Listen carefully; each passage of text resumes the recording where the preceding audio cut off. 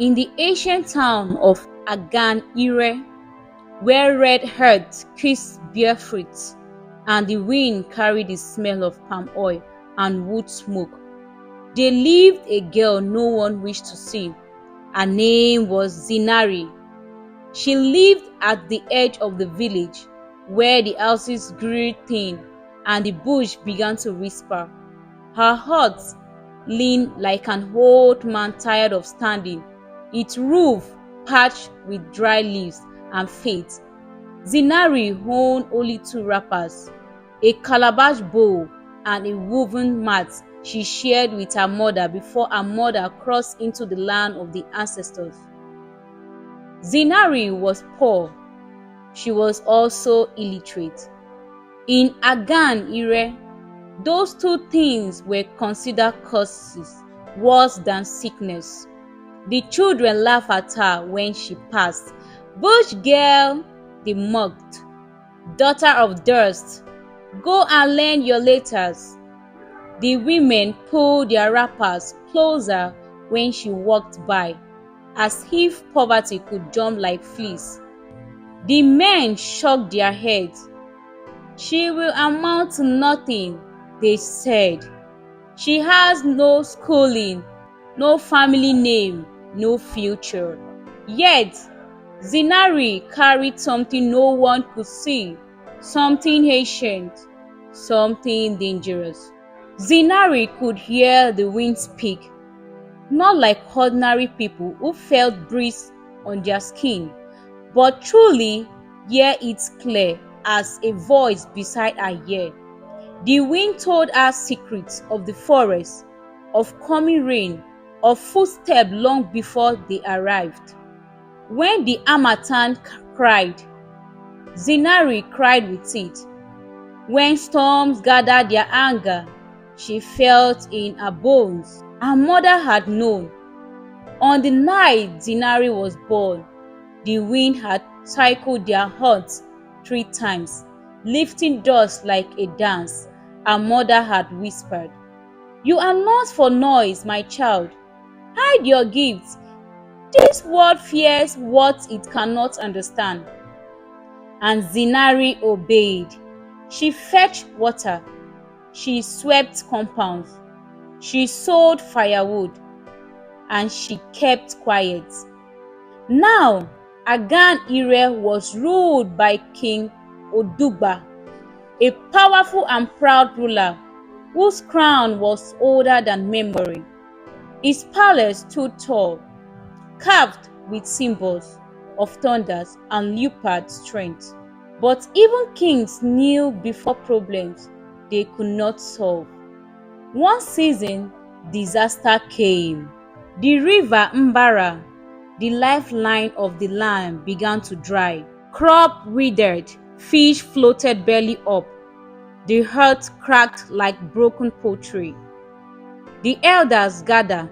The priests sacrificed goats and chickens. Diviners cast cowries until their hands trembled. Nothing worked. Worse still, each night a deep roar echoed from the riverbed, a sound like the earth groaning in pain. People swore they saw shadows moving where water once flowed. Fear wrapped the village like a tight cloth. The king declared, "Whoever solves this problem shall receive gold, land, and honor beyond measure." Callers came with books. Priests came with chants. Hunters came with weapons. All failed. Some vanished. Zinari heard the wind long before the river dried. It whispered to her at night, "The river is bound. The river is chained." She tried to tell people once. The fish seller scoffed. "What does a bush girl know of rivers?" The elders waved her away. "Go and learn how to read before you speak of miseries." So Zinari returned to silence. Until one night, the wind screamed.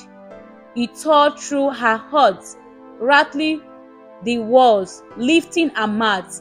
"If you do not act," the wind said, "Agan'ire will fall." Zinari rose before dawn. She tied a wrapper, she picked up a calabash, and she walked straight towards the king's palace. The guards laughed when they saw her. "Look at her feet.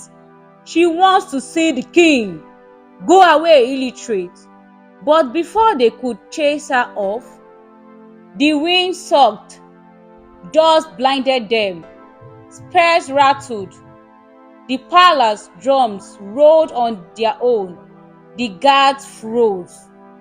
Zinari spoke calmly. "I know why the river is dying." The guards looked at each other, fear crawling into their laughter. She was taken before the king. King Odugba studied her torn wrapper, her barefoot, her steady eyes. "Speak," he commanded. "But know this, lies dies in my palace." Zinari knelt. "Your ancestors bound a river spirit long ago," she said. "They chained it beneath the earth to control floods and claim more land. The spirit has grown hungry. It is strangling the river from below." The priest shouted, "Blasphemy!" Zinari continued, "The chain must be broken at the old shrine swallowed by the forest, but only one who hears the wind can find it." Silence fell. The king's voice lowered. "Can you do this thing?" Zinari nodded. Hunter escorted her to the forest edge, but refused to go further. The wind guided her. She crossed thorn paths. She walked through silence too heavy for birds. She found the forgotten shrine, cracked stones, iron chains glowing faintly beneath the soil. The ground trembled. The river spirit rose, urged, shadowed, furious. Zinari did not run. She placed her calabash down and spoke softly, not with words, but with the wind. She apologized for the village, for the king, for the ancestors. She broke the chain. The forest screamed. Then silence. By morning, water rushed back into Mbara. Fish leapt, crops drank deeply, the earth healed. The village gathered in her way. King Odugba himself came to Zinari's hut and knelt before her. Before the people, the king declared, "Let it be known, wisdom does not live only in books. Power does not wear fine clothes." Zinari received land beside river, gold enough for generation, a seat among the king's advisor. But her greatest reward was this: respect. The same mouths that mocked her now praise her name. Yet Zinari remained humble. She rebuilt her mother's hut and planted trees where the wind sang loudest. The moral to this story is, wisdom is not the same as education. Being illiterate or poor does not mean a person lacks wisdom or value. Zinari could not read books, yet she understood truths deeper than scholars and priests. Knowledge comes in many forms. Listening, observing, and spiritual awareness are also wisdom. Thanks for watching. Don't forget to like, comment, and also subscribe. God bless you.